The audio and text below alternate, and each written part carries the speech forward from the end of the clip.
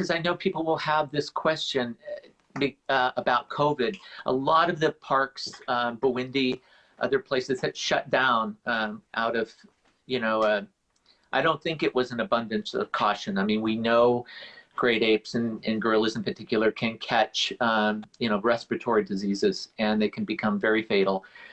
Can just talk a little bit about that and some of the procedures you go through, and not just with COVID, but maybe some of the other things that you do even when there isn't COVID around, but you do to protect yourselves and protect the gorillas.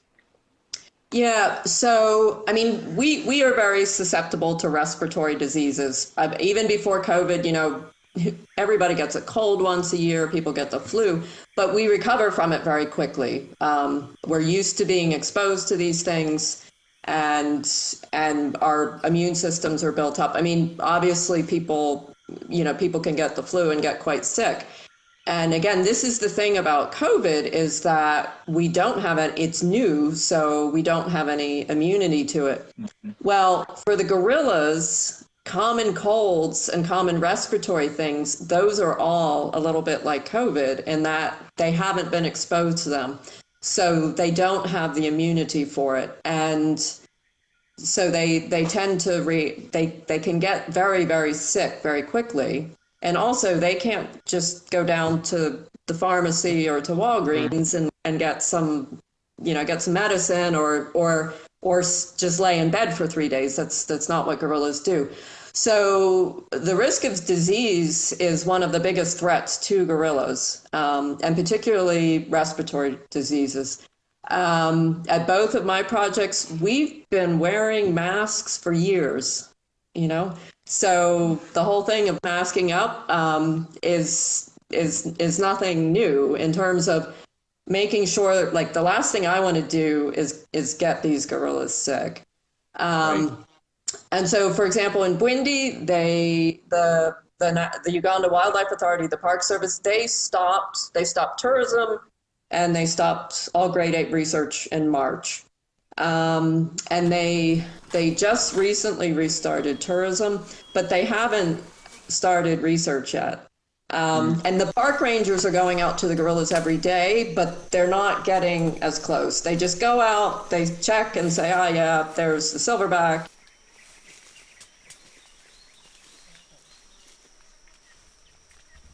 There's Jane, there's Sue, there's, and then they pull back. And it is from a scientist point of view, it's disappointing for me that I've had to have my research stop for a while, the data collection, because a lot of what we're doing now is developmental studies, but not a single piece of data that I could collect is as important as making sure these gorillas are healthy and survive. And even today, I learned that there are some positive COVID cases in towns that are not that far away from Bwindi. So it's really important that, and the Park Service has a very strict protocol in place in terms of having their staff quarantine and, not be mixing with, not be going to the village and that kind of thing.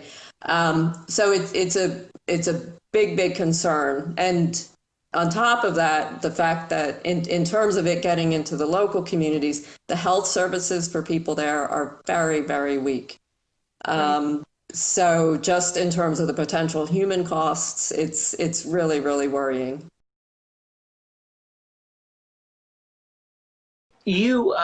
This kind of leads me to another question, which is, you were one of the first people I read or heard talking about something called extreme conservation. I don't know, I see it pop up from time to time. I don't know how much you still use that term, but maybe you could explain a little bit about it. And part of the reason that I bring it up is you mentioned the tourists, and I wanted to ask your thoughts on, this is, especially with mountain gorillas, this has been sort of kicked around over the years about tourists wearing masks when they go up and they visit the gorillas. There's supposed to be a 7 meter, 20 to 23 foot distance kept. And I know from my own work there, and I know also from leading groups, that distance gets fudged. Obviously, you can't control a silverback running at you and going by you and grabbing a leg and flipping somebody to the ground and keeping running. But there's a lot of pressure on park staff and guides and things to get somebody the best picture possible, or get them that close, or look at a baby or something. So just your thoughts on, especially since you're habituating in Gabon, you're habituating groups, and I assume some of those are going to be open to tourists, or they are open to tourists. Yeah. So I guess I'll start with the tourism. Tourism has been a key thing, a key reason why we still have mountain gorillas. They live in just these two small isolated populations. They're the only great ape subspecies that we know of that is increasing, where the number of mountain gorillas has essentially doubled in the last 2 to 3 decades, which is remarkable.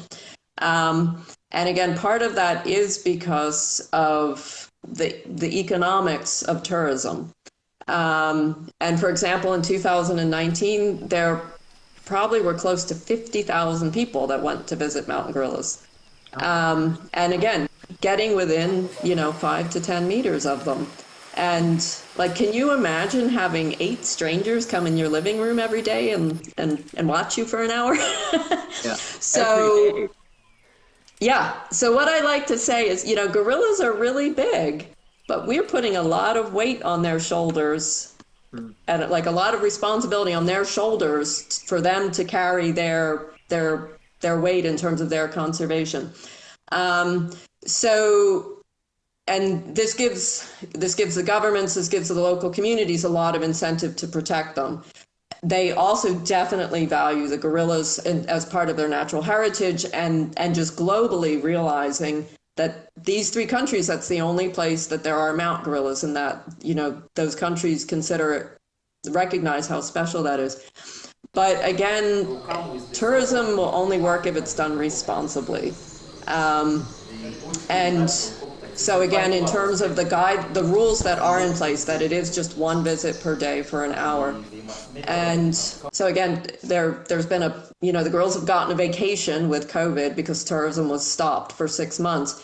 And I think if there's any silver lining that comes out of COVID is that I think mask wearing by the tourists will become a permanent requirement.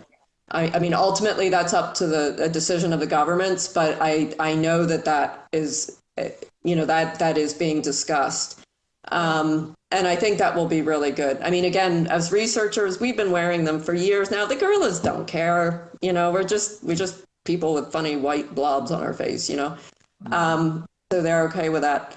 Was that enough about tourism? Yeah, I guess, but I would like to extend it just a minute, because do you think in the same way that mountain gorillas are only in these 3 countries, Western lowlands are kind of in an isolated area as well? I mean, they're in Gabon and Cameroon, Republic of Congo, that basin right there in Western Congo basin, and but yet they aren't valued in the same way. I mean, poaching still exists over there. You've got huge amounts of habitat lost, logging and now palm oil coming back to the Congo basin. So do you foresee an opportunity for ecotourism around gorillas, sort of mirroring what's happened in the Virungas and Bwindi? I think it's possible. And the project in Gabon, we've had tourists coming since 2016. In a 3.5 year period, in total we had about 800 people come to the one group. There's a lot in terms of tourism development, and for example, Uganda, you can do a nice circuit and go to a variety of different parks. And in Gabon, I mean, one of the nice things about Loango is it is accessible. It's about a day's trip from the capital. And again, you can go to the beach, see elephants, hippos, or whatever. So I think it's possible, but again, it's sort of a, tourism everywhere right now is kind of hitting, got to have to hit the reset button. So I think it is possible, and that is one of the reasons in Gabon where we've intertwined the tourism and research from the very beginning. And again, in terms of making sure it's done responsibly, but in terms of getting to that scale where, the number of people we had come see the gorillas in 2019 in Gabon is, in Bwindi, more people saw them in a week than in a year. It's a different experience too. I mean, the forest is really different. And for me, like, I think right now for people that are going to see Western gorillas, it's a bit more of the Wild West too. Just the forest has much more, I think, of, that tropical feel to it. And I think for true ape lovers or ape aficionados, going to see both Western gorillas and mountain gorillas, they're really different experiences. And in terms of really seeing them in their habitats, it's pretty cool.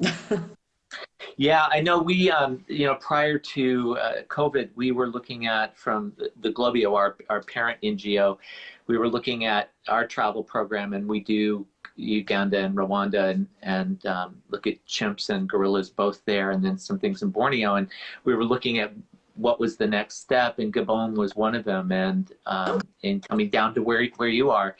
And that was, that's one of the challenges, is the infrastructure there. As you mentioned, there's no real circuit. So we were looking at how do we develop a circuit of things. It's a spectacular part of the world. I mean, I've heard people even mention Gabon in sort of saying the Costa Rica of Africa, because it's got this opportunity to be a real mecca for seeing wildlife, and especially seeing wildlife now in the next decade or so, where it's still a very wild place.